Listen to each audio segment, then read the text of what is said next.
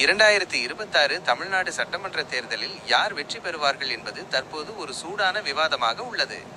வரும் ஏப்ரல் 23, 2026 அன்று தேர்தல் நடைபெற உள்ளது. முடிவுகள் மே 4 அன்று வெளியாகும். தற்போதைய அரசியல் நிலவரப்படி முக்கிய கூட்டணிகள் மற்றும் வாய்ப்புகள் இதோ. 1. திமுக டிஎம்கே கூட்டணி.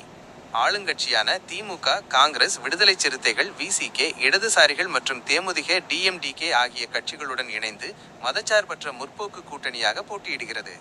சாதகம்: முதலமைச்சர் மு.க. ஸ்டாலின் மற்றும் துணை முதலமைச்சர் உதயநிதி ஸ்டாலின் ஆகியோரின் செல்வாக்கு மற்றும் அரசின் திட்டங்கள்.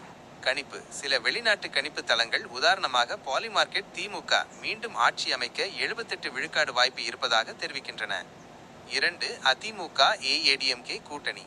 எடப்பாடி பழனிசாமி தலைமையில் அதிமுக, பாஜக, பிஜேபி, பாமக, பிஎம்கே மற்றும் அமமுக ஏஎம்கே ஆகிய கட்சிகளுடன் கூட்டணி அமைத்து போட்டியிடுகிறது. சாதகம்: வலுவான வாக்கு வங்கி மற்றும் ஆளுங்கட்சிக்கு எதிரான அதிருப்தி ஓட்டுகள் இவர்களுக்கு கிடைக்கும் என்று எதிர்பார்க்கப்படுகிறது.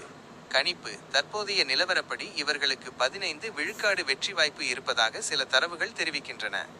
3. தமிழக வெற்றிக் கழகம் டிவிகே.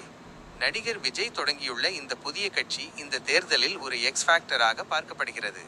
தாக்கம்: இளைஞர்கள் மற்றும் முதல்முறை வாக்காளர்களின் ஆதரவு இவர்களுக்கு அதிகமாக உள்ளது. இக்கட்சியின் உள்வட்ட ஆய்வுகள் சுமார் 30 விழுக்காடு வாக்கு சதவீதத்தை பெற வாய்ப்புள்ளதாக கூறுகின்றன. ஆனால் இது எந்த அளவுக்கு இடங்களாக சீட்ஸ் மாறும் என்பது பொறுத்திருந்துதான் பார்க்க வேண்டும். 4. பிற கட்சிகள். சீமானின் நாம் தமிழர் கட்சி என்டிகே தனித்து போட்டியிடுகிறது. கமல்ஹாசனின் மக்கள் நீதி மய்யம் எம்என்எம் இந்த முறை தேர்தலில் போட்டியிடாமல் திமுக கூட்டணிக்கு நிபந்தனையற்ற ஆதரவை